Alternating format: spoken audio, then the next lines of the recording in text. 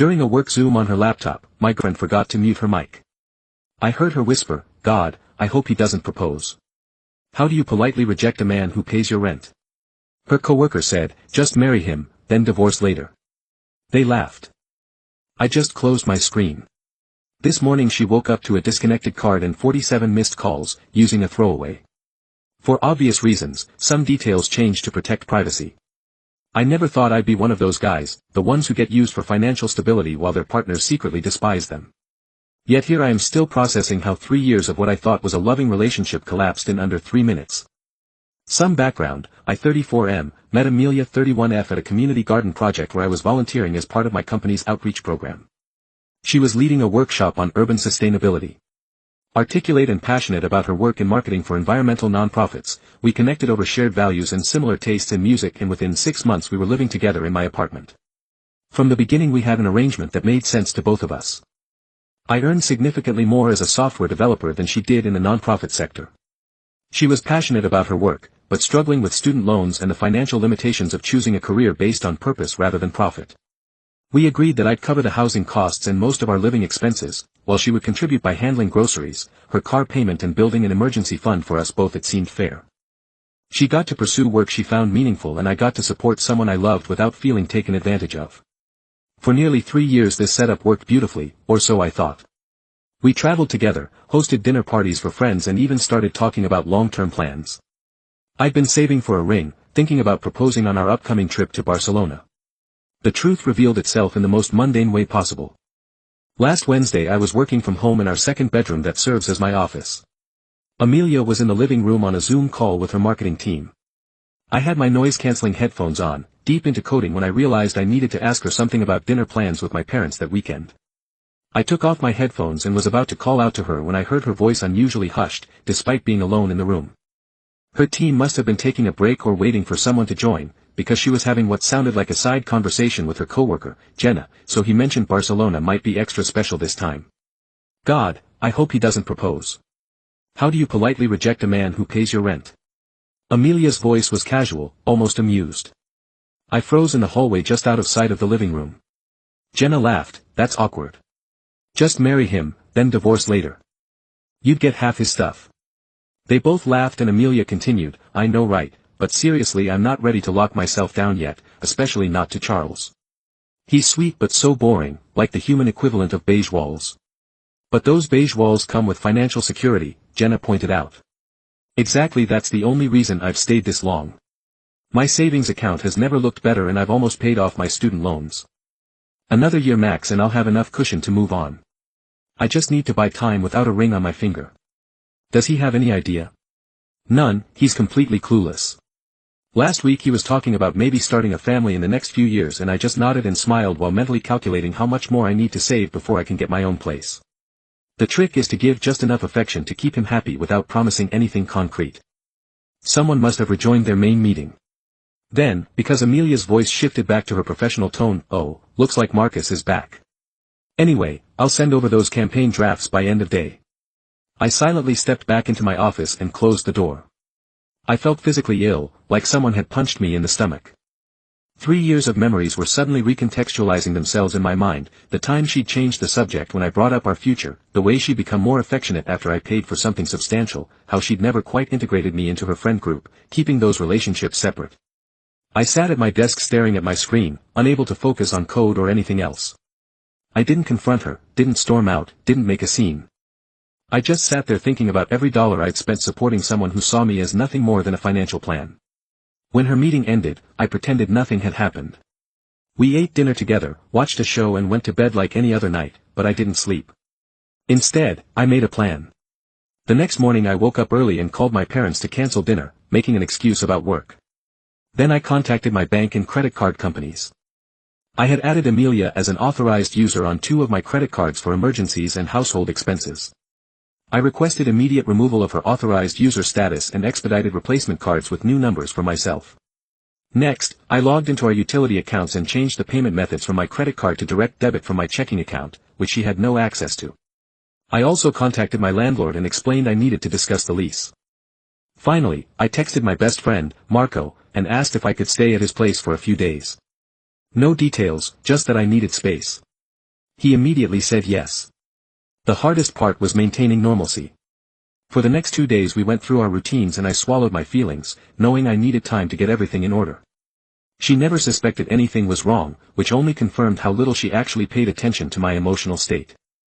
On Friday she mentioned she was going out with friends after work and would be home late, perfect timing. While she was out, I packed essential items, clothes, important documents, my work equipment and a few sentimental possessions. I left her access to the apartment. It would be illegal to lock her out, but took the emergency credit card she kept in her desk drawer. I left a simple note on the kitchen counter. Amelia, I heard your conversation with Jenna on Wednesday about your plans to leave once you've saved enough money. I've removed you as an authorized user for my accounts and taken back the emergency card. I'll continue covering the rent through the end of next month to give you time to make arrangements, but all other financial support ends today. I deserve better than to be someone's financial plan while they wait for something better to come along, Charles. Then I drove to Marco's place and turned off my phone. When I turned it back on Sunday morning, I had 47 missed calls from Amelia, 16 voicemails and 39 text messages, ranging from confused to angry to pleading. Apparently she had tried to use the credit card for a bar tab Friday night and found it declined, coming home to an empty closet, and my note had sent her into a panic. From her messages I could track the evolution of her response. First confusion, what conversation with Jenna? I don't understand what's happening. Then anger, you're overreacting to something you misheard. This is insane. Followed by damage control, baby, please call me. There's been a huge misunderstanding, and finally, when none of that worked, the truth with a spin. Okay, fine, you heard something, but it wasn't what you think. I was just venting about proposal pressure. Everyone says things they don't mean sometimes. Her last few messages revealed her true concern, not that she'd lost me, but that she'd lost her financial safety net. I can't afford this place alone, and you know that. What am I supposed to do? I have $1,726 in my account total. My student loan payment is due next week. You can't just cut me off like this. At least talk to me about a transition plan. This isn't fair. There. That word stuck with me. What wasn't fair was pretending to love someone while secretly using them. Marco has been incredible through all this. When I finally told him what happened, he wasn't even surprised. Apparently, he and my other friends had noticed how transactional Amelia's affection seemed, but hadn't known how to bring it up. She was always more interested in what you could provide than who you are, he said. The most revealing part came yesterday, when I finally answered a call, not from Amelia, but from her coworker, Jenna. She was horrified about what had happened. I need you to know. I never thought she was serious. Jenna said I thought it was just dark humor between friends. Then she told everyone at work you abandoned her without warning, and I couldn't stay silent. This isn't the first time she's done this. According to Jenna, Amelia had lived with 2 other boyfriends under similar arrangements before me. Each relationship followed the same pattern: find a financially stable partner, create an arrangement where they covered major expenses, save aggressively, then move on when she had enough cushion.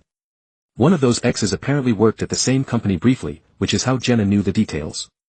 She has a spreadsheet, Jenna told me, with projections of how much she needs to save before she can graduate from the relationship. Your name is literally in a cell next to a dollar amount.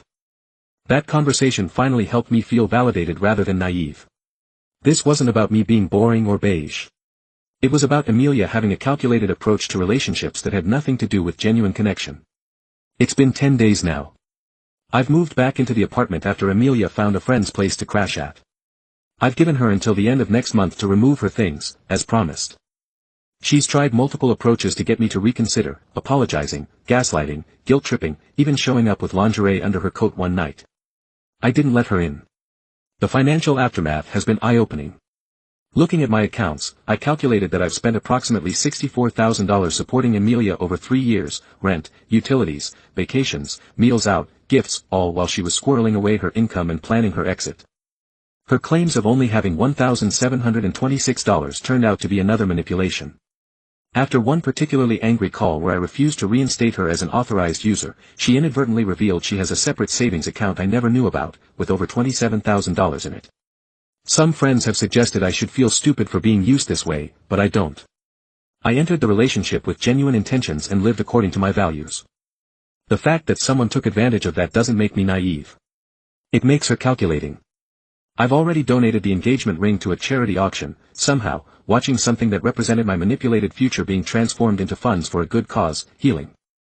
As for the 47 missed calls that started this saga, they've now grown to over 100, but they're increasingly from unfamiliar numbers, as Amelia apparently borrows friends' phones when she realizes I've blocked her. I've stopped answering unknown calls altogether. The strangest part of all this is how much lighter I feel, despite the heartbreak. There's a peculiar relief in having your worst suspicions confirmed. No more second-guessing or wondering if you're imagining problems. I don't regret supporting someone I loved. I do regret that it wasn't real on her end, but at least I found out before a proposal, before marriage, before kids, before I became legally entangled with someone who saw me as nothing more than a financial stepping stone. If there's a lesson here, maybe it's about paying attention to the small inconsistencies in how someone treats you versus how they talk about the future. Or perhaps it's simpler, if you're going to discuss your secret plans to use and discard someone, make absolutely sure you're on mute.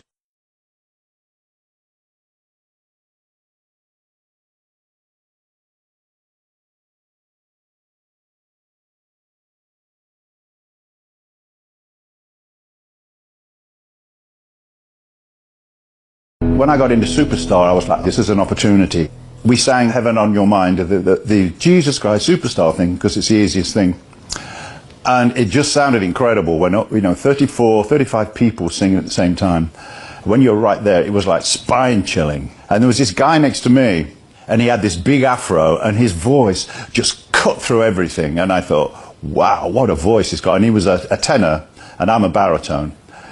And I had to turn around to him and I said, wow, you've got a great voice, And he said, oh, thanks. I introduced myself. I said, my name's Graham Russell. And he said, oh, nice to meet you. I'm Russell Hitchcock.